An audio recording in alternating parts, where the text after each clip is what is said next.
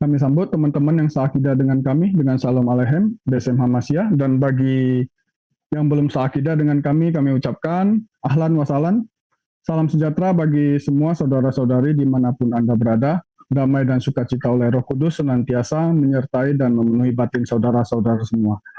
Malam ini kembali kita menggunakan hak jawab kita sebagai pertanggungjawaban iman untuk merespon tuduhan-tuduhan yang ditujukan kepada kekristenan dari Saudara Muhammad Ali dan Tovia Singer beserta kawan-kawan. Tema spesifik yang kita kupas malam ini yaitu apakah benar Kristen memanipulasi kitab Septuaginta. Sesi live malam ini ditujukan bukan untuk memulai perdebatan, tapi untuk menjawab dengan kasih agar para penuduh paham bahwa mereka tidak benar-benar paham akan iman Kristen. Dan ya, mereka selalu gagal paham. Baik, sebelum kita mulai, mari kita satukan hati untuk berdoa. Dalam nama Bapa, Putra, dan Roh Kudus, Salam Esa, amin. Bapa Sorgawi yang kami kenal dan kami sembah melalui firman-Mu yang telah turun ke dunia demi keselamatan kami, Tuhan kami Yesus Kristus, Juru Selamat dan Allah kami yang hidup. Kami bersyukur ya Tuhan atas perlindungan dan penyertaan-Mu hingga pada saat ini.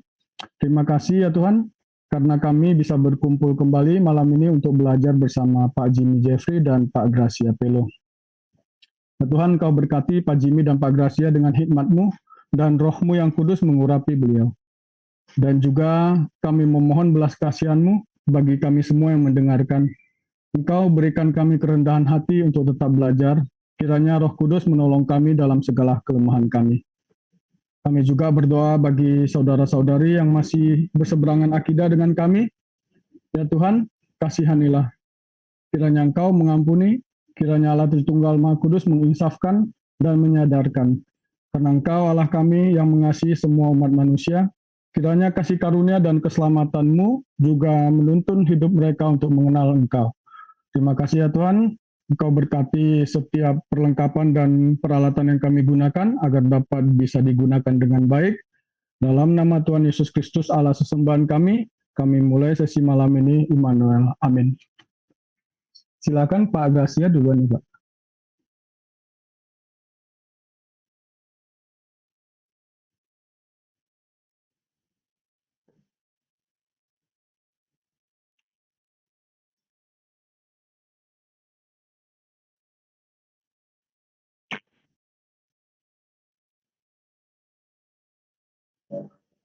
PPT-nya sudah kelihatan? Sudah Pak. Oke. Oke. Sudah ya? Oke, terima kasih. Kita kumpul lagi. Ini sudah lama sekali saya nggak duet dengan Pak Jimmy Jeffrey. Karena banyak kesibukan. Saya, puji Tuhan malam ini saya bisa bersama dengan beliau untuk kolaborasi membantah tuduhan Tovia Singer atau secara general tuduhan Judaisme modern bahwa Kristen memasukkan Septuaginta. Saya hanya memberikan pengantar aja, data-data awal, dasar-dasar sebelum masuk ke kajian lebih dalam yang akan disampaikan oleh Pak Jimmy, karena saya tahu Pak Jimmy punya banyak data yang bagus yang disampaikan hari ini. Pertama saya ingin ngomong tentang useful idiot. Orang dungu yang berguna. Useful idiot itu bahasa yang pertama kali dikumandangkan oleh Lenin. Lenin, pemimpin komunis Rusia, untuk mempertahankan posisinya dia bunuh 20.000 orang Rusia yang mayoritas itu orang Kristen Ortodok. Dan Lenin, pemimpin komunis, dia menertawakan orang-orang Amerika dan menjulukinya sebagai useful idiot. Siapa orang idiot, orang dungu yang berguna? Itu tidak lain adalah warga Amerika yang membela komunis. Di saat Amerika memerangi komunis, menyerbu Vietnam, perang di Korea, sebagian warga Amerika yang dengan kebebasan berbicara, kebebasan demokrasi, dia demonstrasi dan membela komunis. Sama Lenin dibilang mereka ini orang-orang goblok yang berguna. Karena Lenin tahu di saat mereka demonstrasi membela komunis dalam suasana demokrasi di Amerika, mereka mencintai kebebasan berbicara, kebebasan politik. Di saat yang sama, Lenin tahu bahwa tidak ada kebebasan berbicara, tidak ada kebebasan berpolitik di dalam sistem komunis. Oleh karena itu dia tersenyum dan menjuluki warga Amerika yang pro membela komunis sebagai orang-orang goblok yang sangat berguna. Nah, mengenai ini, sekarang kita pikir kolaborasi Yahudi yang banyak melakukan kebohongan, ketidakjujuran seperti Tovia, dan berkolaborasi dengan para polemikus muslim di Indonesia, ini yang goblok siapa sih? Siapa memanfaatkan siapa? Siapa di antara mereka yang useful idiot? Atau jangan-jangan mereka kedua-duanya useful idiot, saya kurang tahu. Jadi saya cuma memberikan pengantar tentang komunisme. Lenin mengata-ngatai warga Amerika yang pro kebebasan politik, pro kebebasan demokrasi, kebebasan berbicara, dan membela komunis sebagai useful idiot. Jadi nanti pikirkan sendiri antara Tovia Singer dengan para polemikus muslim, siapa yang cocok dengan kategori ini. Sekarang mengenai Septuaginta, saya ngasih pengantar. Saya kemarin pada waktu tampil dengan Pak Jimmy Jeffrey, tidak memberikan data secara lengkap. Bahkan hari ini pun saya nggak memberikan data lengkap karena keterbatasan kegiatan, kesibukan. Saya hanya kasih dasar-dasarnya saja. Kemarin saya pilihkan materi tentang kutipan-kutipan perjanjian lama yang diucapkan Yesus dan para rasul di perjanjian baru, itu narasinya banyak dekat dengan Septuaginta. Artinya, Yesus dan para rasul, bisa dia mengutip ayat-ayat perjanjian lama, itu versi Greek Old Testament. Lah apakah di zaman itu mereka lah yang membuat Septuaginta? Kan ya tentu tidak. Tapi ada sedikit kebenaran, sekalipun sekian besarnya itu keliru semua. Dari antara yang disampaikan oleh Pak Tovia Singer itu hanya mungkin seperempatnya yang benar. Yaitu Septuaginta tahun 2000, tahun 285 sebelum Masehi, di fase pertama itu memang benar hanya Taurat. Tapi Septuaginta itu tidak hanya berhenti di fase pertama. Ada banyak fase peredaksian, penyempurnaan, sampai fase yang terakhir di zamannya Bar Kokhba. Fase pertama, betul, 70 Rabi Yahudi di Mesir itu menerjemahkan Taurat. Betul, itu fase pertama. Tapi yang jadi masalah yang akan saya buktikan di postingan saya, di Qumran ditemukan kitab Yeremia dan beberapa kitab apokrifa perjanjian lama, khususnya di penemuan Gua Ketujuh. Artinya orang-orang di zaman Qumran antara abad ketiga sampai abad 1 sebelum Masehi sudah membuat Old Testament di dalam bahasa Yunani yang dimasukkan di dalam Septuaginta. Ini fase kedua. Ketiga, ini yang saya tampilkan kemarin. Banyaknya kutipan-kutipan perjanjian lama dalam perjanjian baru, ternyata narasinya itu dekat dengan Septuaginta. Artinya Yesus dan para rasul sudah familiar dengan narasi-narasi Septuaginta, perjanjian lama dalam bahasa Yunani. Dan yang terakhir, setelah zaman para rasul, peredaksian terakhir, Septuaginta selesai berhenti di zaman Makabe. Yuk kita lihat sedikit secara singkat, sebelum dilengkapi oleh Pak Jimmy Jeffrey nanti. Ini fragmen kitab Henok. Ini apokrifa perjanjian lama, kitab Henok ditemukan di Gua Ketujuh. Ada fragmen 7G5, ini fragmennya Matius. Ada perjanjian baru di situ. Di dalam Gua Ketujuh, dokumen yang kedua, itu ditemukan potongan kitab Yeremia. Dokumen Gua Ketujuh, dokumen pertama di Gua Ketujuh itu potongan Taurat. Jadi ada Taurat, ada kitab Nabi-Nabi besar, ada kitab Henok, ada perjanjian baru. Ini semua bukan karya Kristen. Yang mencatat ini adalah Septuaginta fase kedua yang ditemukan di Qumran. Itu murni buatan orang Yahudi, bukan orang Kristen. Jadi ya, Tovia Singer tidak jujur dan mungkin dia sengaja menyebarkan kebohongan di depan publik demi kolaborasinya dengan polemikus Muslim. Nih, Anda bisa lihat di Wikipedia, meskipun ini adalah open source, jadi dokumen yang terbuka, siapapun bisa mengisi, bukan ditulis oleh peneliti khusus yang dapat dipertanggungjawabkan, tapi setidaknya dari yang saya baca tentang daftar-daftar manuskrip Qumran di Gua Ketujuh, ini masih bagus, masih tidak keliru.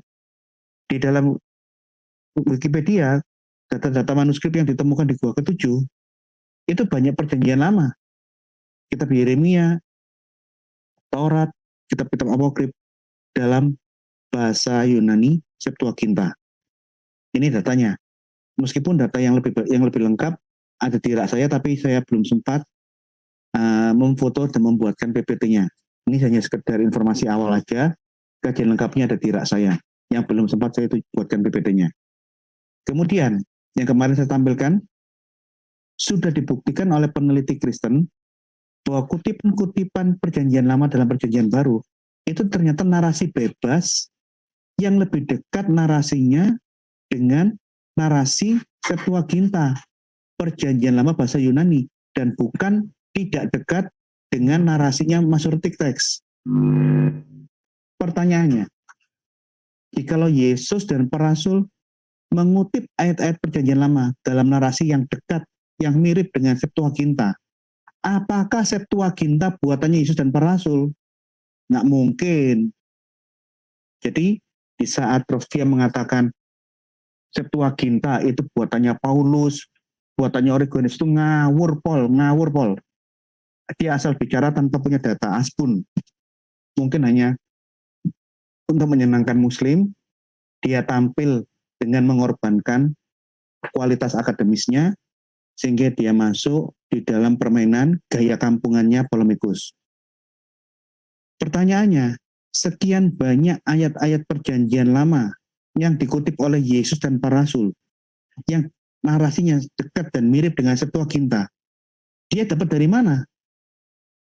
Pikirkan, artinya sebelum para rasul dan Yesus ngomong, mereka sudah membaca, sudah tahu, sudah terbiasa dengan ayat-ayat perjanjian lama dalam narasi bahasa Yunani. Itu logikanya. Jadi bukan mereka yang membuat. Jadi Tovia tidak lagi malu berbohong, memang dia adalah Yahudi yang mulutnya belum dicuci mulutnya itu, dia tampil dengan gaya seperti itu hanya untuk menyenangkan polemikus Muslim yang sedang berkolaborasi dengan dirinya. Ini penelitiannya sudah saya sampaikan. Kutipan-kutipan perjanjian lama di dalam PB itu narasinya narasi Septuaginta, bukan narasi Masoretic Text. Karena bahasa Ibrani di zaman itu sudah mati, nggak dipakai. Dan yang memulihkan bahasa Ibrani 2000 tahun yang lalu sudah berhenti, itu Eleazar ben Yehuda. Itu bahasa yang baru dihidupkan kembali. Ini kajiannya Gleason Eiser, dibuktikan di data, dan dicermati kalimat-kalimatnya, ternyata jauh lebih dekat narasinya adalah kutipan bebas dari Septuaginta dan bukan dari Masoretic Text. Nah, peredaksian yang terakhir, fase keempat, fase pertama di Mesir, fase kedua itu di Qumran zaman sebelum Yesus, fase ketiga kutipan-kutipan perjanjian lama di zaman Yesus, keempat yang terakhir di Barkoba, di Nahal Hefer. Ini fragmen manuskrip perjanjian lama dalam bahasa Yunani, kitab nabi-nabi kecil. Ini sekitar tahun 150 Masehi ke atas, di zaman Yesus, pasca zaman Rasul. Di zaman Barkoba, toh yang ditemukan di Nahal Hefer pun itu juga buatannya orang Yahudi, bukan buatannya orang Kristen. Barkoba itu revolusi Yahudi, dan banyak bagian-bagian Septuaginta ditemukan di Nahlever, di Wadi Murabaat ditemukan. Kitab nabi-nabi besar, nabi-nabi kecil dalam bahasa Yunani. Karya orang Yahudi, bukan karya orang Kristen. Ini manuskrip-manuskrip yang ditemukan dari zamannya Bar Kokhba, di bentengnya Bar Kokhba.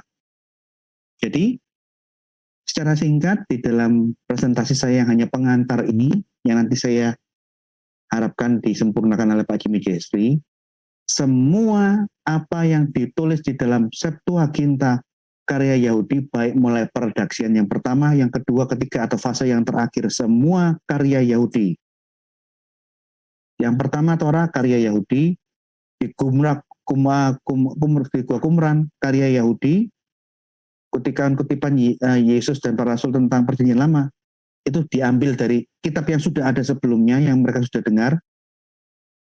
Dan Septuaginta yang ditemukan di Nahlever semua adalah Yahudi.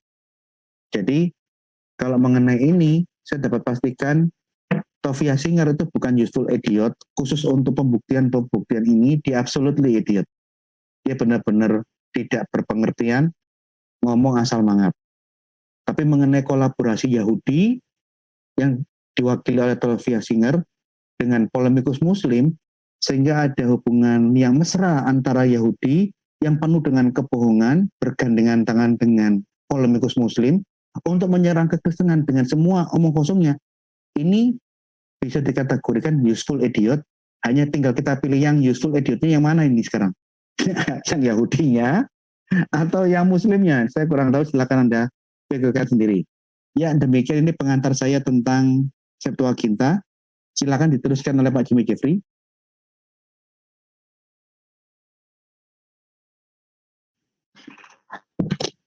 Ya, baik. Terima kasih. Selamat bertemu lagi Pak Gracia. Sudah lama. Saya akan melanjutkan pembahasan ini yang pada prinsipnya beberapa poin sudah diuraikan oleh para Gracia.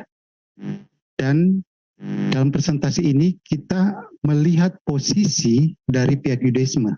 Dari sumber resminya, kita bisa gunakan dari videonya, tetapi paling bagus kita bisa gunakan referensi dari bukunya. Dalam hal ini, buku yang ditulis oleh Tovia Singer, seorang polemikus atau apologet Yudaisme yang cukup terkenal di dunia saat ini.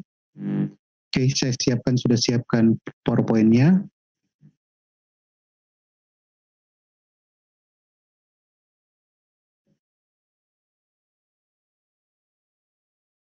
Oke.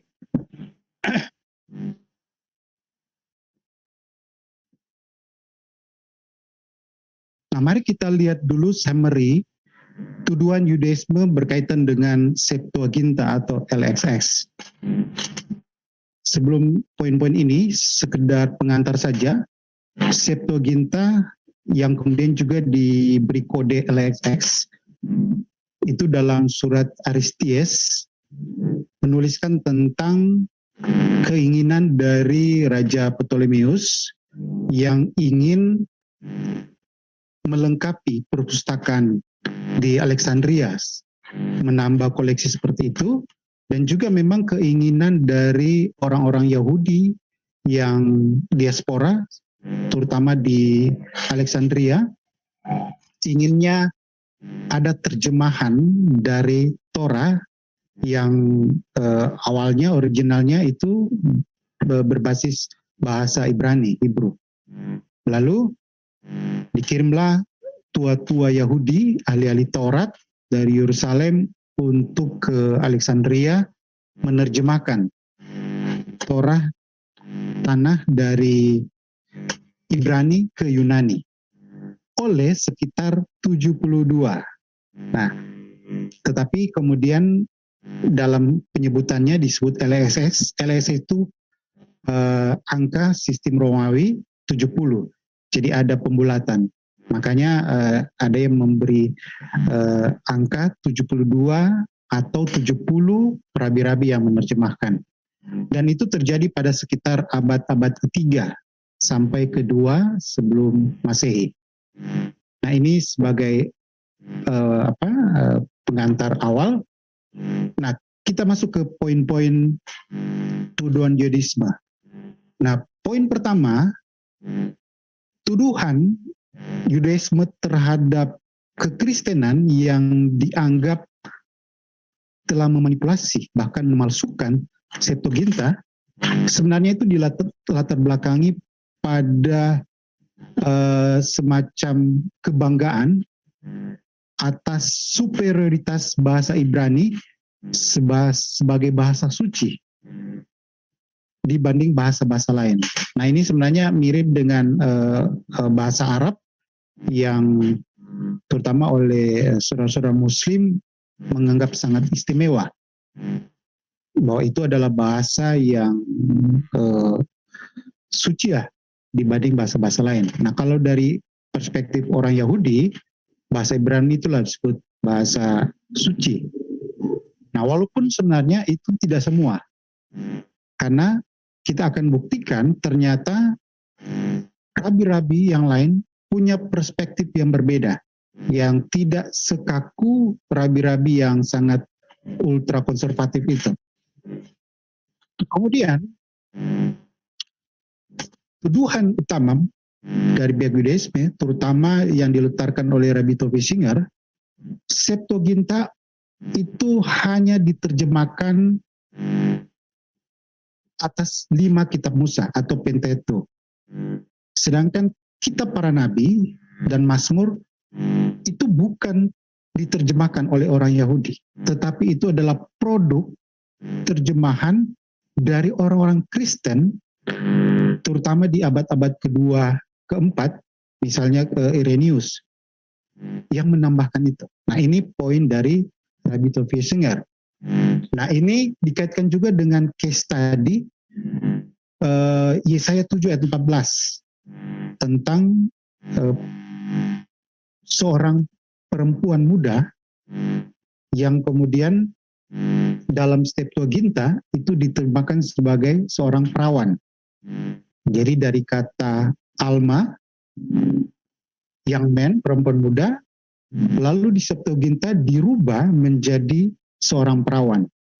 Bahasa Yunani-nya Parthenos.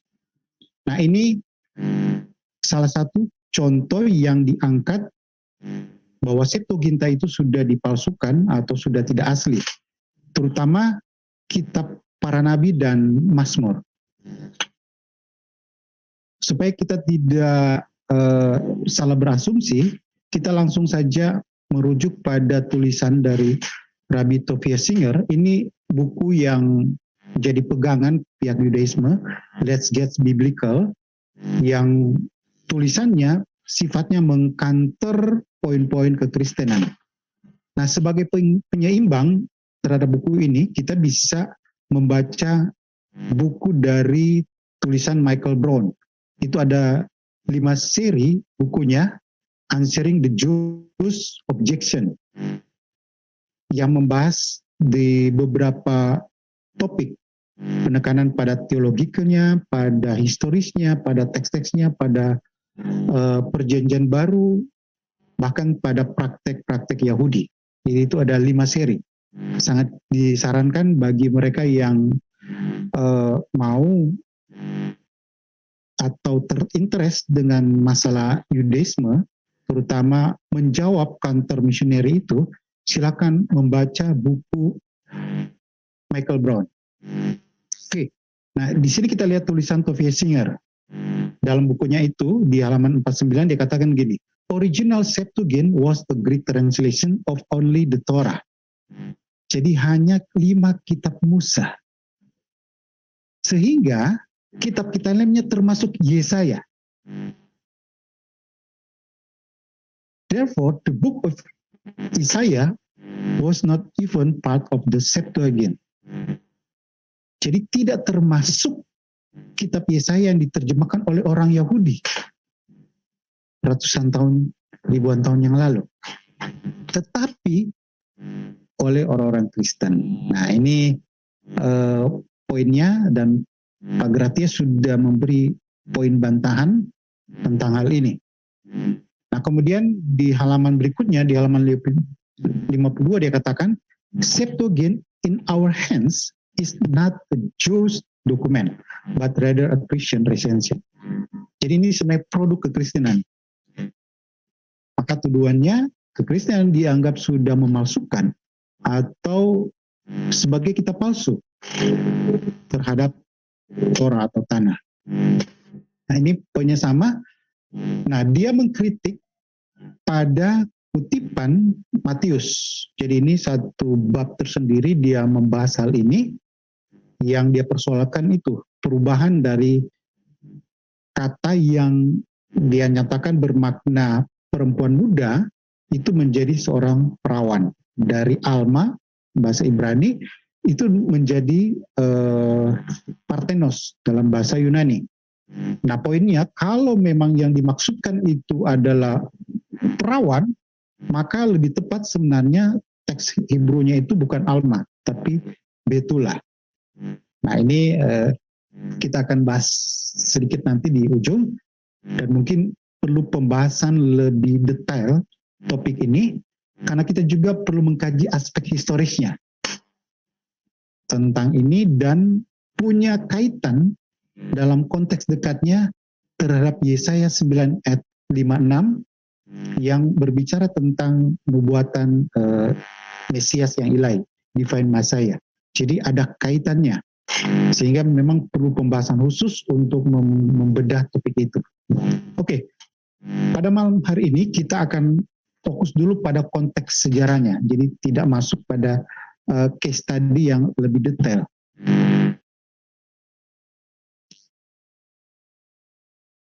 Pertama-tama kita coba mentahkan dulu mitos bahasa Ibrani sebagai bahasa suci. Yang pertama poinnya sangat sederhana.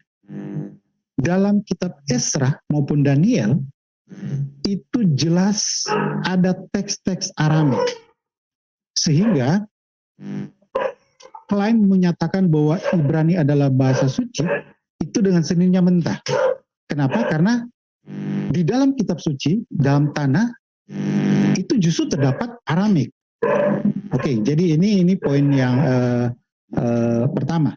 Nah, poin yang kedua, ini dari kajian linguistik. Jika diteliti, kata-kata dalam tanah, itu ternyata banyak merujuk pada bahasa-bahasa yang lain, bahasa-bahasa sebelumnya. Misalnya dalam Nelson's Illustrated Encyclopedia of Bible Fact dikatakan Book of Genesis contain many Egyptian expression as well as a few early Akkadianism. Kemudian untuk kitab Bilangan, Yosua dan lainnya itu ada kata-kata ekspresi bahasa Kanaan dan sebagainya. Dan ini memang dalam studi linguistik bahasa Ibrani itu sebenarnya bahasa campuran dari beberapa bahasa induknya. Dia penggabungan dari Akkadia, bahasa Kanaan, Aramik dan sebagainya. Nah, kemudian membentuk sebuah bahasa Ibrani. Jadi ini sekaligus membantah bahwa bahasa Ibrani ini bahasa pada zaman Adam, bahasa yang ada di surga. Nah, sama seperti klaim Arabik itu bahasa yang ada di surga. Nah, sebenarnya itu dengan kita menerima kisah Babel, maka berarti tidak ada lagi bahasa original yang digunakan oleh Adam, karena sudah dicerai-beraikan menjadi bahasa-bahasa lain. Jadi waktu peristiwa di Babel itu hanya bahasa tunggal. Nah, kajian linguistik inilah sebenarnya mementahkan asumsi-asumsi mitos bahasa-bahasa suci, apakah itu Hebrew atau Arabik. Kemudian referensi dari rabbinik sendiri. Ternyata rabi-rabi welcome juga dengan bahasa lain. Misalnya dalam Talmud Yerusalmi, Megillah 1 ayat 9, oleh Rabbi Yonatan dikatakan gini, they are for beautiful language for the word to use, Greek for song, Bahasa Yunani untuk puji-pujian. Kemudian Latin for craft, battle or precision untuk konteks perperangan. Aramaic for wailing untuk kedukaan. Hebrew for feast untuk pidato dan sebagainya. Bahkan Assyrian untuk menulis. Kenapa nggak disebut Hebrew itu bagus untuk writing, untuk menulis? Enggak. Jadi rabi-rabi sendiri sebenarnya welcome. Kecuali mungkin beberapa rabi yang ultra konservatif yang sampai saat ini yang ada juga yang sangat mengagungkan bahasa Ibrani. Juga ada referensinya dalam Midrash Tahuma. Nah, kemudian bagaimana dengan terjemahan? Sebenarnya di kalangan orang Yahudi welcome terhadap penerjemahan Torah dari Hebrew ke Yunani. Gak ada masalah. Misalnya dalam Midrash Tahuma disebutkan tentang bahasa Greek. That the nation will translate the Torah and read it Greek. Bahkan dalam Megillah 1:9 dikatakan, even Sepharim may only be written in Greek. They checked and found that the Torah can be translated properly only in Greek. Diterjemahkan secara tepat, cocok, hanya dalam bahasa Yunani.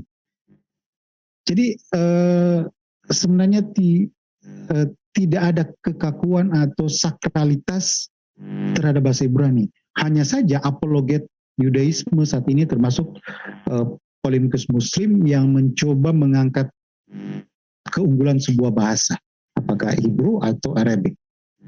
Tetapi dalam konteks rabbinik sebenarnya itu welcome saja.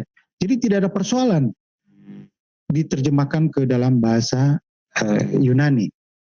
Nah, kemudian konteks, kita perlu lihat juga konteks. Tadi saya sudah jelaskan sedikit pengantar kenapa sampai ada penerjemahan dari Ibrani ke Yunani. Nah, sebenarnya ini juga konteks historis pada masa itu. Jadi pada masa itu sebenarnya bahasa Ibrani itu sudah dikatakan sudah redup.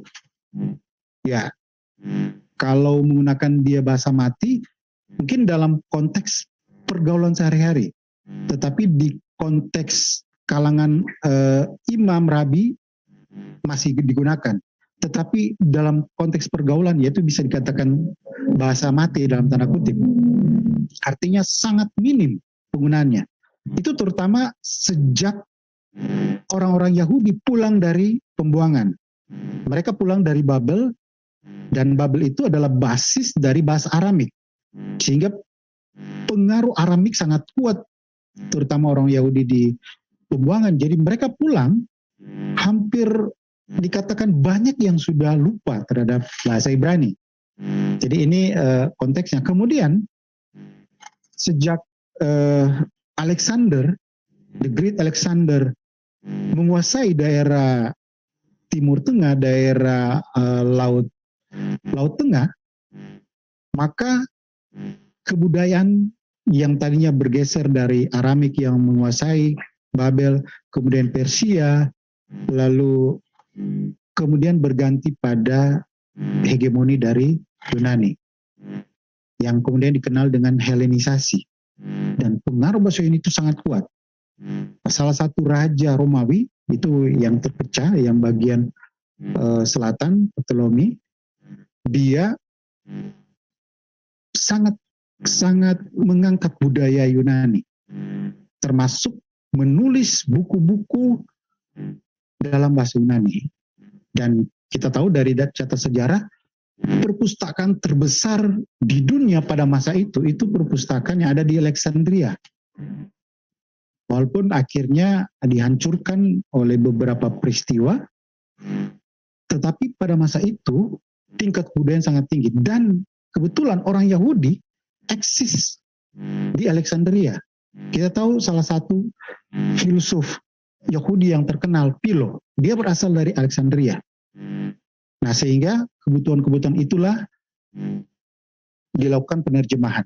Dan memang penggunaan bahasa Yunani itu sudah begitu tinggi.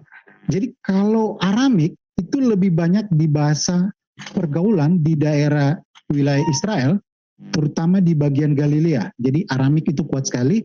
Kalau Hebrew sudah sangat terbatas. Jadi lebih ke Yerusalem dan itu ke lingkungan imam.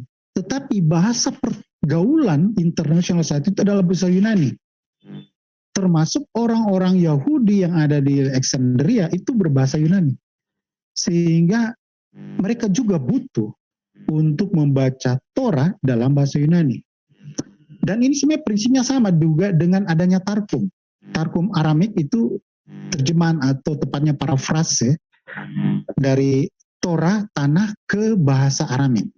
Maka ada Tarkum seperti Tarkum Onkelos dan lain-lain. Jadi di sini konteks masa itu multilingual. Sekarang kita lihat bagaimana teks-teks tanah saat itu. Ternyata teks tanah itu sangat variatif.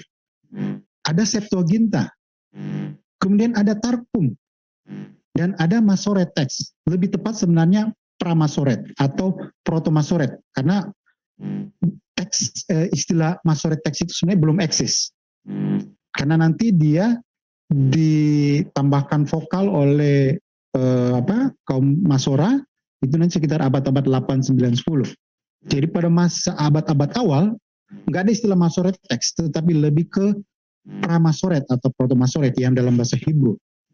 Lalu ada Dead Sea Scroll yang digunakan di lingkungan sektarian di komunitas Qumran. Mereka punya juga salinan-salinan lainnya.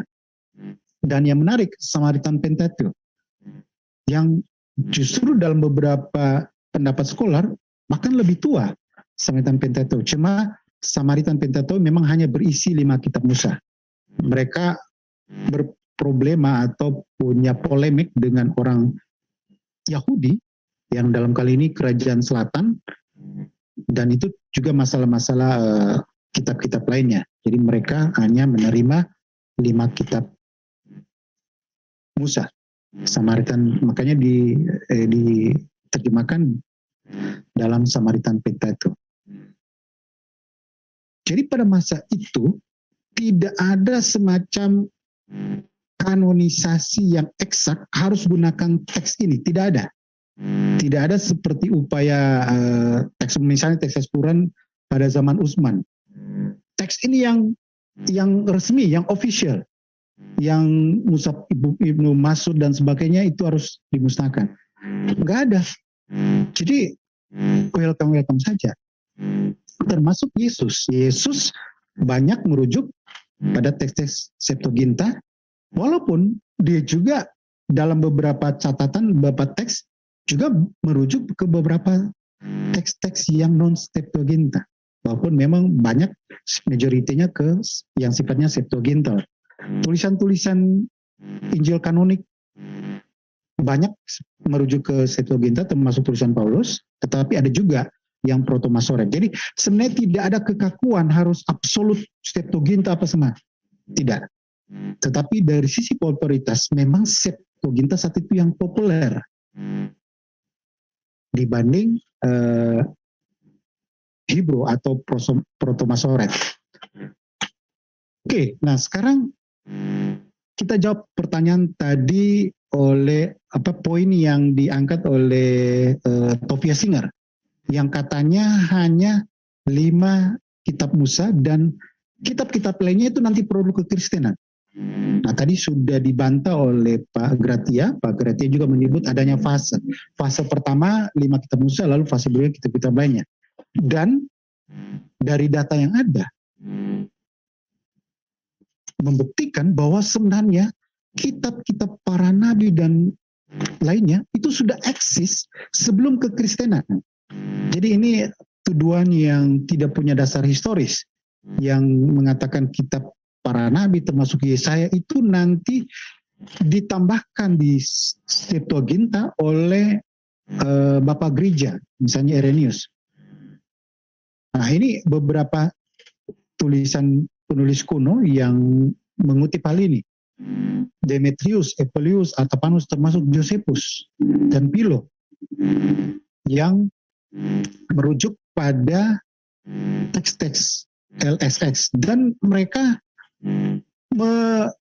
menilai sebagai sesuatu yang setara sebenarnya dengan yang naskah Ibrani. Jadi tidak ada semacam membeda-bedakan. Bahkan Philo katakan gini, Philo katakan seperti ditulis oleh Ernst Whitwain dalam bukunya The Text of the Old Testament. Philo makes the translation an act of divine inspiration. Jadi proses penerjemahan itu dalam inspirasi ilahi. Jadi Philo sendiri menghargai Septuaginta itu. Demikian juga Josephus yang tetap memperhatikan, jadi melihat otoritas dari Septuaginta.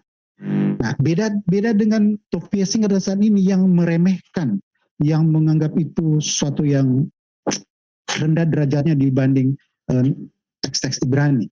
Pada masa abad-abad awal, sebelum kekristenan, mereka sangat apresiasi terhadap Septuaginta. Nah, kenapa sampai akhirnya pihak Yudaisme akhirnya memang negatif? Nanti kita akan lihat kajian historisnya. Kenapa? Nah, ini salah satu contoh penulis Yahudi yang mengutip kitab-kitab selain dari 5 kitab Musa. Nah, saya mengutip tulisan seorang scholar yang dia pakar LSX, Peter Gentry. Ini dia sangat pakar di masalah ini. Dia katakan, misalnya dalam tulisannya The Septuaginta in the Text of the Testament, the books in the prophet and writings were translated later. Jadi diterjemahkan berikutnya. Probably all of them by about, nah ini, kemungkinan semuanya diterjemahkan pada sebelum tahun 130 sebelum Masehi atau sekitar abad kedua. Nah, dia merujuk pada tulisan Yahudi kuno, Ben Sira, menyebut hal ini. Jadi sebenarnya referensi sejarah membuktikan bahwa sebenarnya kitab para nabi itu sudah ada sebelum kekristenan. Jadi ini istilahnya sebuah klaim yang non akademik dari Tovia Singer yang menyatakan itu nanti muncul eksis pada masa kekristenan di abad-abad 2, 3, 4. Sekali lagi ini data sejarah membantah hal itu. Nah, seorang Jewish scholar, ini seorang sarjana Yahudi yang sangat pakar dalam studi kritik teks, jadi textual criticism khusus untuk Old Testament. Jadi dia setara kalau New Testament itu ada Bruce Metzger, tetapi kalau untuk Perjanjian Lama atau Tanah itu Emmanuel Todd. Nah, di sini dia menyebutkan tentang eksistensi dari kitab-kitab yang sudah eksis sebelum kekristenan lahir. Termasuk juga kitab seperti Yesaya, yang dikatakan Yesaya itu adalah produk kekristenan yang dimasukkan ke dalam Septuaginta. Jadi sekali lagi, kajian akademik, scholar membantah itu, sehingga dipertanyakan kredensial akademik dari seorang Tovia Singer. Bahkan saya sempat mengikuti webinar Pak Gratia dan Pak Deki. Pak Deki mempertanyakan akademik kredensial dari si Tovia Singer, referensi scholar tentang dia. Saya justru belum menemukan, kecuali di tulisan-tulisan di web yang sifatnya polemik, termasuk dikutip oleh filmikus Muslim, ya termasuk Menahem Ali, yang akhirnya menggandeng untuk bersama-sama mencari titik temu menyerang kekristenan. Sehingga ada sebuah kata pepatah, enemy of my enemy is my friend. Jadi musuh dari musuhku adalah teman. Padahal sebenarnya Islam dengan Yudaisme punya perbedaan yang sangat substansi, menyangkut tentang eksistensi dari tanah sendiri yang ditolak habis-habisan oleh Muslim yang dianggap sudah palsu. Nah, ini perlu dibahas tersendiri tentang ini. Oke. Kemudian dokumen dalam Dead Sea Scroll. Pak Gratia sudah menampilkan beberapa contoh fragmen yang sebenarnya membuktikan bahwa teks-teks Yunani itu sudah eksis dan ada dalam Dead Sea Scroll. Bahkan gulungan kitab Yesaya, The Great Isaiah Scroll, itu eksis di dokumen-dokumen Laut Mati.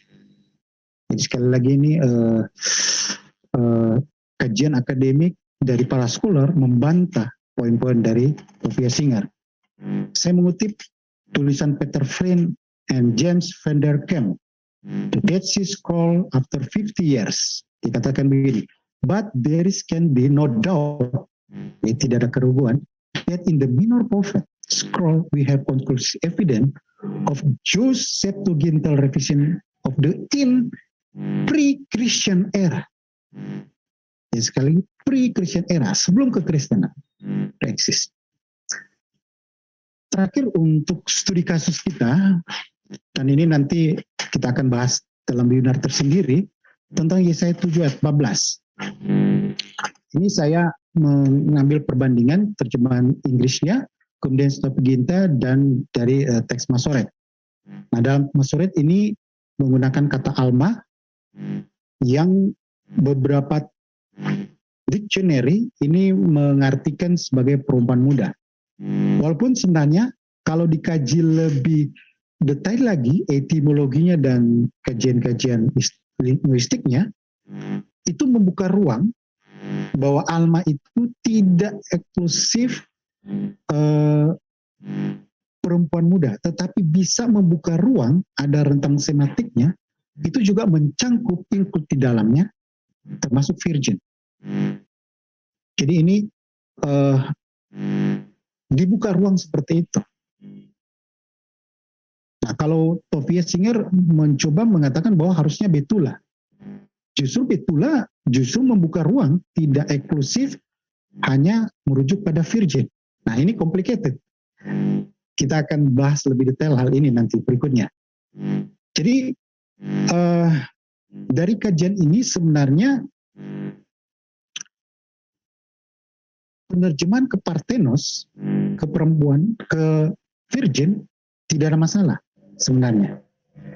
Dan yang menarik, ini yang menarik, dan ini kita akan bahas lebih detail nanti, tulisan Justin Martyr, judulnya Dialog with Trypho, itu dalam dialognya dengan orang Yahudi, justru Justin Martyr mempertanyakan bahwa ada kemungkinan orang Yahudi sendiri yang merubah arti itu. Nah, ini menarik sebenarnya. But here too you dare to distort the translation of the passage made by your elders at the court of Ptolemy. Jadi oleh tua-tua Yahudi sendiri, Parthenos yang terjemahkan ke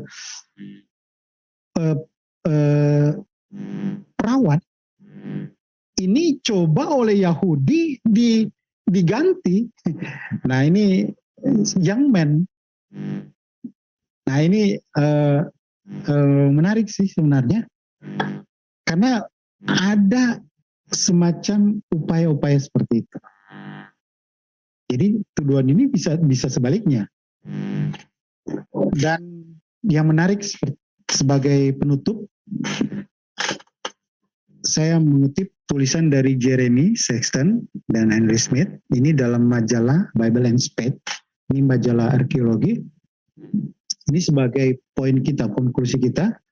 Until the 2nd century, the Jews usually regard the Greek translation of the Old Testament as faithful interpretation of the original Hebrew. Jadi sampai pada abad kedua, ya lebih tepatnya di awal kedua, orang Yahudi itu menghargai terjemahan yang Yunani. Bahkan disebutnya Philo Josephus. Bahkan di sini disebut Sanhedrin authorized it to be read in the Greek. Tadi saya sudah mengutip tulisan-tulisan dari Talmud yang mengotorisasi memungkinkan untuk pembacaan dalam bahasa Yunani. Jadi ini sebenarnya menjadi pertanyaan. Kenapa abad kedua timbul antipati terhadap Septuaginta? Nah, ini saya belum sempat memasukkan beberapa kajian, salah satu F.B. Bruce, dia katakan ini, bahwa kenapa sampai antipati? Karena kekristenan itu sudah menggunakan Septuaginta sebagai kitab suci mereka. Terutama dalam konteks penginjilan. Ya, karena memang sasaran penginjilan oleh Paulus dan rasul-rasul itu menjangkau ke Jewish diaspora, kepada orang Yahudi yang ada di diaspora, yang ada di mulai dari Antioquia, terus sampai ke Efesus, ke Galatia, bahkan sampai ke Roma. Sehingga penggunaan dalam berdialog itu ya mengacu pada Septuaginta. Nah, karena penggunaan yang masif seperti inilah, pada abad kedua itu sudah mulai akhirnya menganggap itu sudah kitab sucinya Kristen. Kita orang Yahudi jangan lagi gunakan itu. Jadi ini konteksnya seperti itu. Tetapi oleh orang Yahudi sekarang, terutama pihak Yudaisme seperti Tove Singer, justru berkata lain, bahwa jangan gunakan Septuaginta karena sudah korup, karena sudah tidak asli lagi, dan itu kitab-kitab itu cuma tambahan. Nah, kalau kita bicara manuskrip sebenarnya antara Masorete teks, manuskrip tertua dari Hebrew teks itu Codex Aleppo. Selain ada Codex Leningrad, itu sekitar abad-abad ke-8, 9-10 kalau nggak salah. Bandingkan dengan LXX Septuaginta yang ada dalam Codex Sinaiticus dan Vaticanus, itu pada sekitar abad ke-4. Mana yang lebih tua? Nah, artinya apa? Memang Greek LXX itu bukan original teks, tetapi dia mengacu pada naskah Ibrani yang lebih tua dari Masorete teks. Scholar menyebutnya Forlech, jadi Forlech. Dan sebagai pembanding, nah ini yang menarik. Dalam beberapa hal justru ada kesesuaian antara LXX dengan Dead Sea Scroll, termasuk dengan Samaritan Pentateuch dibanding Masorete teks. Nah, sehingga memang bisa jadi tuduhan itu sebaliknya. Ada beberapa upaya orang Yahudi dengan dasar apologetik, sama seperti menuduh kekristenan, yang mencoba mempermulus. Dan ini karena kajian teks. Tetapi saya perlu disclaimer ya, untuk pembahasan ini tidak harus dijadikan poin untuk menyerang kitab suci baik Masorete atau tidak. Ini adalah ranah kritik teks, karena masalah Septuaginta versus Masorete teks ini kadang-kala di blow up oleh polemikus Muslim untuk menyatakan, wah ternyata masing-masing itu tidak sempurna. Iya, tidak sempurna dalam salinan, karena itu sebuah salinan dari salinan. Tetapi secara prinsip baik Masorete teks maupun Septuaginta, termasuk Samaritan Pentateuch, tidak menjustifikasi tuduhan dari pihak Muslim yang menggambarkan bahwa Yahudi sudah tersesat semakin jauh, termasuk kekristenan. sehingga perlu diluruskan oleh agama yang muncul pada abad 7. Nah, ini ada korelasinya dengan pembahasan saya sebelumnya, apakah Alkitab telah dipalsukan, itu ada dalam channel saya, sehingga kita bisa mengerti sebenarnya masalah ini. Oke, jadi kembali ke masalah Septuaginta, yang terakhir saya ingin tegaskan bahwa apa yang dipermasalahkan oleh Tobias Singer, tuduhan dari Piedoisme, dari kajian sejarah, terbukti tidak valid, dan tuduhan itu bisa kita katakan tuduhan yang keliru. Oke, terima kasih. Baik, terima kasih Pak Jimmy. Setelah temanya kita iris kecil-kecil, jadi kelihatan jelas untuk kebenarannya. Tentunya pembuka dari Pak Gracia Pelo sangat tajam, dan untuk Pak Jimmy Jeffrey presentasinya sangat komprehensif. Kita menganjurkan para pendengar untuk mengkaji kebenarannya dan menilainya masing-masing. Silakan diambil waktunya Pak untuk istirahat sebentar sambil kita infokan sebelum sesi tanya jawab. Baik teman-teman, sebelum memasuki sesi tanya jawab, seperti biasa jangan lupa PPJS-nya, berkati pelayanan kami dengan jempol dan subscribe-nya. Tentunya pada channel Apologia Historia, Pak Jimmy Jeffrey dan Pak Inyo Manis Gracia Pelo. Nah, teman-teman yang mau mendukung bisa ada QR code di layar masing-masing, silakan di-scan untuk bergabung di channel YouTube masing-masing dari kedua narasumber malam hari ini. Dan juga ada channel lain yang merelay, diantaranya ada Keluarga Iman Rasuli Official, Jakom Channel, dan L2GLG. Oke, pesan kami seperti biasa, jangan sombong rohani, tetap rendahkan hati, dan jangan berhenti belajar. Bagi teman-teman yang mau merepost dari tayangan ini, silakan, atau mau send ke teman-teman lain yang membutuhkan pengajaran-pengajaran yang lebih komprehensif seperti ini. Next slide.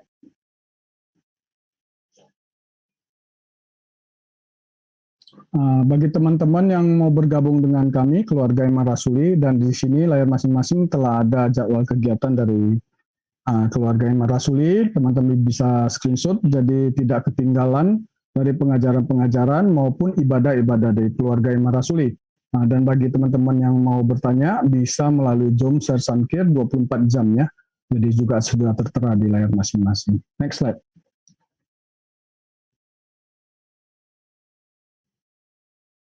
Bagi teman-teman yang terpanggil untuk kuliah S1 Sarjana Teologi ya, bisa bergabung dengan Sekolah Tinggi Teologi Raja Wali Alas Tamar Indonesia atau STT RAI. Di layar masing-masing telah ada alamat kampus, kontak personnya, atau bisa scan melalui QR Code. Nah, teman-teman bisa mendaftarkan di sana. Apabila ada kendala, bisa menghubungi admin-admin dari KIR di di Zoom Sersan, di Zoom tadi tersebut. Next slide.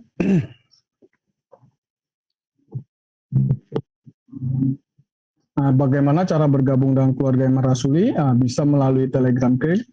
Di sebelah kiri bawah itu ada QR Code, bisa di-scan, atau melalui t.me/Keluarga Iman Rasuli, ataupun melalui website di www.imanrasuli.com, atau bergabung melalui Zoom juga bisa. Nanti di dalam bisa ditanyakan bagaimana cara bergabung dan belajar di Keluarga Iman Rasuli, atau melalui satulink.com/Keluarga Iman Rasuli KIR. Next slide. Dan bagi teman-teman yang terbeban untuk mensupport KIR karena dalam jangka waktu dekat Zoom kami, domain, dan beberapa media kami telah jatuh tempo, bisa support kami di support KIR, itu ada QR code-nya, silakan di-scan di sana. Bagi teman-teman yang belum bisa mensupport, kiranya mensupport kita dalam doa. Terima kasih teman-teman. Selanjutnya saya serahkan ke Saudara Rocky untuk bacakan pertanyaan yang telah masuk. Silakan, Bu Rocky. Oke, terima kasih. Cek dulu sebentar. Sambil kita menunggu Pak Gracia sama Pak Jimmy. Sudah silakan. Ya, oke. Pak Jimmy, sudah siap? Oke. Pertanyaan cuma ada dari satu orangnya, dari Pak Robert Redford. Eh, ada dua pertanyaan. Pertanyaan pertama, selain LXX, naskah-naskah Perjanjian Baru dan Testament of Solomon, adakah yang lain literatur Yahudi era Helenistik yang ditulis oleh orang Yahudi namun penulisannya menggunakan bahasa Yunani dalam originalnya? Mungkin bisa disebutkan beberapa contohnya, Pak. Ya, itu dulu, nanti pertanyaan keduanya dilanjut. Semua Kronika itu ditulis dalam bahasa Yunani. Yesus bin Sirak, terus Tobit, Makabe, semua tambahan kitab Yeremia, tambahan kitab Ester itu di dalam bahasa Yunani semua. Jadi produk-produk literatur Yahudi versi bahasa Yunani itu banyak. Oleh karena itu saya coba geleng-geleng kepala mendengar ucapannya Tovia Singer yang menunjukkan dia mengorbankan nilai-nilai akademis dengan segala kebohongan dan kesalahannya parah sekali sampai dia mengatakan Septuaginta buatan orang Yahudi. Itu sudah begitu saya dengar ucapannya yang tidak berpendidikan ini, saya bilang ini mulutnya bau sekali ini. Dia mengorbankan nilai-nilai akademis hanya untuk menyenangkan pendengar Islam yang tak berpendidikan juga. Orang-orang Muslim di Indonesia masa punya kapasitas yang sebagai peneliti melihat bukti-bukti dari Qumran, meneliti tentang kitab-kitab apokrifa Perjanjian Baru yang ditulis dalam bahasa Yunani. Nggak ngerti. Asalkan ada orang Yahudi yang kontra sama Kristen, ngomong bohong siapapun, senang sekali keplok-keplok. Kabar bersuka cita. Jadi ya kabar itu banyak, nanti silakan Pak Jimmy Jeffrey menambahkan. Ini sekian dari saya. Oke. Untuk kitab-kitabnya saya merujuk dalam tulisan Martin Hengel. Dia dalam bukunya The Septuaginta as Christian Scripture, dia mendata lengkapnya. Nah, di sini dia sebutkan pertama koleksi dari kitab Henok itu ada lima bagian. Lalu the Assumption of Moses, the Apocalypse of Abraham, Paralipno Jeremiah, the Testament of Levi, Syriac Baruk, Apocalypse, kemudian Esra 4. Lalu ada lagi tambahan, misalnya Testament of Abraham, Greek Baruk Apocalypse, Coptic Septuagint Apocalypse, Slavonic Enoch, Jews, Siblin, dan lain-lain. Jadi banyak sebenarnya. Nah ini dia dikategorikan sebagai Jews Pseudepigrapha atau Jews Apocryph yang tidak masuk dalam standar kanonik untuk tanah atau perjanjian lama. Ya, itu tambahan. Terima kasih. Oke, terima kasih Pak. Pertanyaan tambahannya ini, betulkah para penulis Yahudi era itu tidak saja menggunakan bahasa Yunani dalam original karya tulis mereka, namun lebih dari itu mereka juga menggunakan gaya-gaya penulisan atau genre Yunani juga? Nah, gitu. Kurang jelas apa? Oke, saya ulangi Pak. Betulkah para penulis era Yahudi era itu tidak saja menggunakan bahasa Yunani dalam original karya tulis mereka, namun lebih dari itu mereka juga menggunakan gaya-gaya penulisan atau genre Yunani juga, Pak? Ini agak saya belum menangkap, tapi kira-kira gini. Penyalinan terjemahan Alkitab itu ada dua rombongan. Yang paling tua itu diterjemahkan dalam bahasa Yunani di diaspora.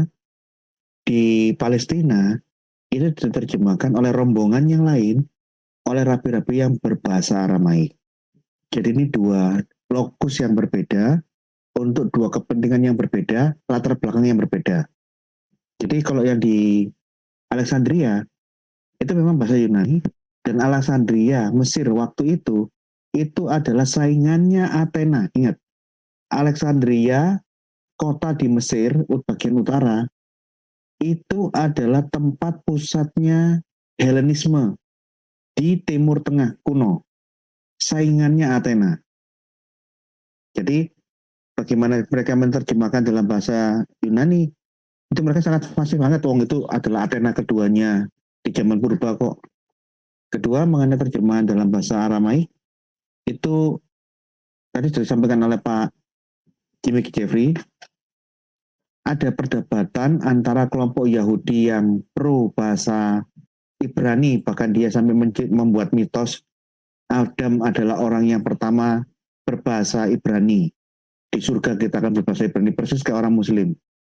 Tapi bantahannya orang-orang rabi-rabi yang pro bahasa Aramaik, dia bilang, bagaimana kamu bisa mengatakan Adam berbahasa Ibrani? Ulangan 26 ayat 5. Bapakku dulu adalah seorang Aram, dia datang ke Mesir dengan sedikit orang, sampai menjadi bangsa yang besar seperti ini. Siapakah bapakku, leluhurku dulu orang Aram yang pergi ke Mesir? Musa menyebut Yakub dan anak-anaknya, itu masih disebut sebagai orang Aram. Ulangan 26 ayat 5. Ini bantahannya rabi-rabi Yahudi yang menantang kelompok Yahudi ekstrim yang mengagung-agungkan bahasa Ibrani. Kedua, mereka mau menggunakan pola pikir yang ultra Yudaisme, terserah. Dalam faktanya, seluruh Talmud itu 95% ditulis dalam bahasa Aramaik. Jadi perdebatan teologis, kajian teologis, pertarungan antara rabi yang satu dengan rabi yang lain yang berbeda mazhab teologinya, semua ditulis dalam bahasa Aramaik. Jadi mengenai hal ini ya, itu saja yang bisa saya sampaikan. Sangat wajar kalau di zaman dulu orang-orang Alexandria bisa menerjemahkan dengan begitu fasih, karena Alexandria di zaman itu adalah Athena yang kedua di zaman kuno. Terima kasih. Ya, Silakan Pak Jimmy. kita harus bedakan antara penggunaan teks bahasanya dengan filosofinya yang melatar belakangi penulisan sebuah tulisan. Misalnya penyebutan logos oleh Rasul Yohanes 1:1.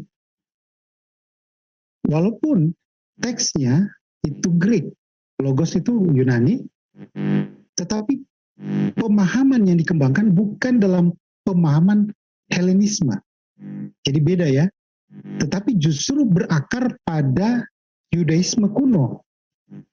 Lebih tepatnya kalau kita kaitkan dengan Aramik, dia lebih cocok dikaitkan dengan membra. Nah ini kajian yang menarik untuk kajian kristologi ini.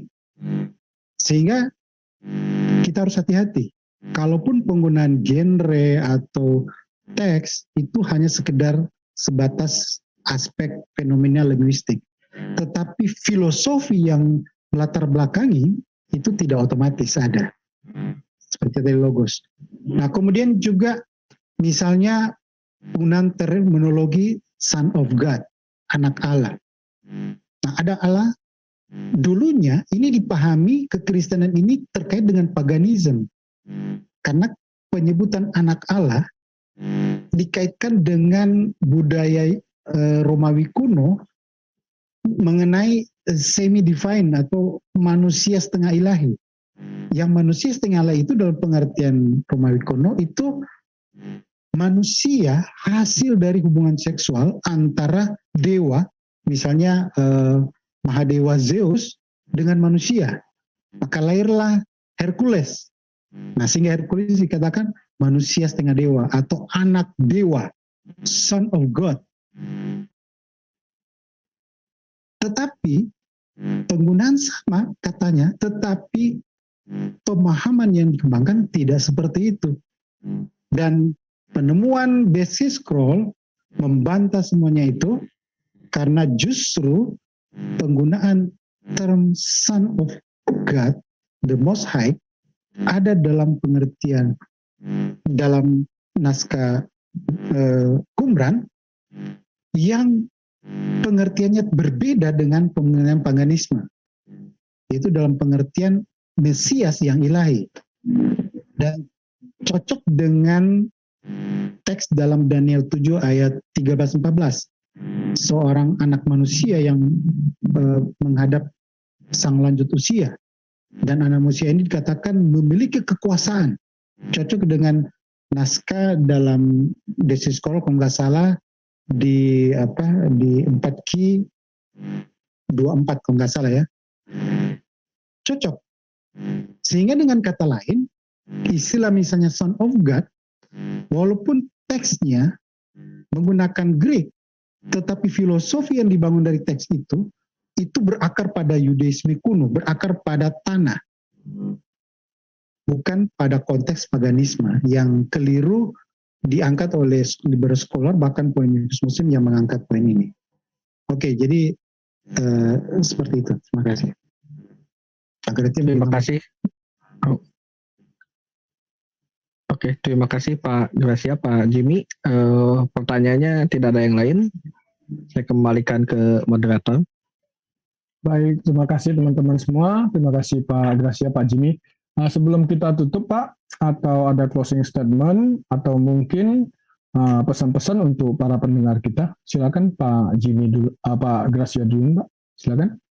Closing statement saya sih cuma memberikan garis besar seperti yang saya tunjukkan, yang sudah dilengkapi oleh Pak Jimmy, bahwa Septuaginta itu ditulis per fase, yang mana tadi saya sudah tunjukkan semuanya ditulis oleh orang Yahudi dan bukan oleh orang Kristen.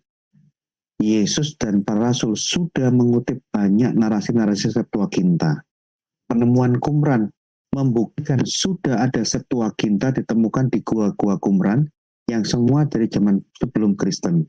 Pasca kekristenan, malah Septuaginta redaksi terakhir diselesaikan oleh Bar Kokhba dan ditemukan di Nahalever di benteng pertahanannya revolusi Yahudi. Yang tadi sudah disampaikan oleh Pak Jimmy Jeffrey. Artinya apa? Apa yang disampaikan Tovia Singer itu hanya caci maki, omong kosong, mulut kotor, karena dia mungkin sudah tidak bisa lagi berpikiran jernih bagaimana menghadapi serangan pembuktian Kristen. Akhirnya dengan cara yang tidak akademis, dia berkolaborasi dengan pihak Muslim, ngomong asal sembarangan, yang penting menyerang kekristenan. Jadi betul bagi saya ini yang jelek. Kita bisa marah sama orang-orang seperti itu karena kita punya data. Kita tidak hanya mencaci maki, menuduh, memfitnah. Karena kita tahu faktanya. Ini saya karena sibuk sedang kuliah S3 dan sedang mempersiapkan banyak kegiatan, saya belum bisa memberikan kajian yang lebih detail. Tapi puji Tuhan sudah sangat banyak tertolong oleh kutipan-kutipan dari scholar yang ditampilkan oleh Pak Jimmy Jeffrey. Terima kasih, saya silakan teruskan Pak Jimmy. Ya. Saya kira dengan pembahasan kita malam ini sekali lagi membuktikan bahwa tuduhan-tuduhan itu tidak valid. Tovia Singer hanya mencoba mengelabui pihak awam yang tidak mengerti sejarah. Untuk itu, bagi kita semua, kita terus belajar, meng-cross-check apa benar apa yang sudah dikatakan Tovia Singer, termasuk juga beberapa poin-poin yang diangkat oleh pihak polemikus muslim seperti Menam Ali. Jadi kita akan menjawab terus hal ini pada seri-seri berikutnya. Sebelumnya kita sudah bahas tentang tanah yang ternyata itu juga milik kekristenan sebenarnya. Dan pada seri-seri berikut kita akan bahas seperti tadi dikatakan bahwa kita akan membedanya secara subtopik. Jadi tidak terlalu lebar, kita akan bahas topik pada pertemuan berikutnya. Nah, nanti Pak Gracia yang sibuk tinggal menyesuaikan pertemuan berikut atau nanti 2-3 kali gabung lagi. Yang jelas kita akan membuat seri ini berkaitan untuk pembahasan poin-poin yang diangkat oleh Menam Ali termasuk dengan Tovia Singer. Ya, terima kasih. Tambahan terakhir. Kemungkinan saya lihat kolaborasinya polemikus muslim dengan Tovia Singer itu, yang saya lihat kemungkinan itu pihak polemikus muslim kedodoran dengan serangan-serangan kita. Kita menyerang karena kita bereaksi. Hak jawab. Kamu nyerang kita, bertubi-tubi dengan fitnah, dengan caci maki, lama-lama kita kan ya gregetan, karena kita biasanya diam, mengalah, lah kok terus-terusan. Akhirnya kita gregetan, kita jawab dengan data-data yang sabret. Karena banyaknya data-data yang kita tunjukkan untuk membungkam semua serangan-serangan kampungannya polemikus muslim kelabakan, dia cari kawan. Dikiranya, wah, kalau gitu nanti Kristen dibenturkan sama Yahudi. Soalnya kalau kita menghadapi Kristen, data-data Kristen tentang tafsir begitu lengkap, tentang hadis begitu lengkap, kita kepayahan. Kita benturkan dengan Yahudi supaya biar mereka tahu gimana tuh Yahudi. Menghadapin kami dengan Yahudi modern. Ini loh, apa namanya, gampang banget nih loh, tusuk gigi. Karena Pak Yahudi modern itu baru muncul terakhir. Semua tulisan-tulisan Yahudi modern, Yahudi rabbinik yang modern, yang anti Kristen, dengan mudah dibenturkan dengan sesama Yahudi yang lebih kuno. Iya. Kita ini lebih tua dari Yahudi rabbinik. Tovia Singer itu anak kecil yang kampungan, yang penipu, yang nggak jujur dan tidak memiliki dasar-dasar akademis. Kita masih menghadapi dengan ecek-ecek begini aja, kelimpungan kamu. Kita lebih tua dari mereka. Dan data-data yang saya miliki ada juga Pak Jeffrey. Kita punya data-data rabi-rabi Yahudi kuno yang kita bisa tunjukkan itu sama dengan iman Kristen. Karena Kristen tidak runtuh dari langit, bukan ciptaan orang. Kita muncul di dalam situasi kondisi Yudaisme. Kita anak kandung Yahudi, sekte terbesar Yahudi yang terpisah menjadi agama yang terbesar.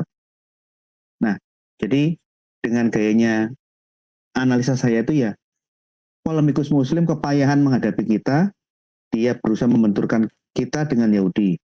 Akhirnya saya lihat, loh kok bisa dua spesies yang berbeda ini, kelompok Yahudi bisa berkolaborasi berkolaborasi mesra dengan Islam polemikus. Ini kolaborasi yang menarik. Saya ingat Lenin, buku-buku yang saya baca dulu. Siapa yang useful idiot di sini? Siapa memanfaatkan siapa? Silakan pikirkan sendiri.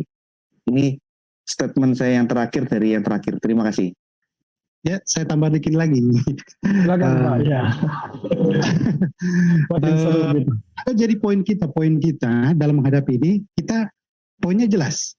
Kita harus tahu membedakan fase Yudaisme antara the Second Temple Judaism versus Rabbinic Judaism. Kekristenan justru koheren atau cocok dengan konteks the Second Temple Judaism.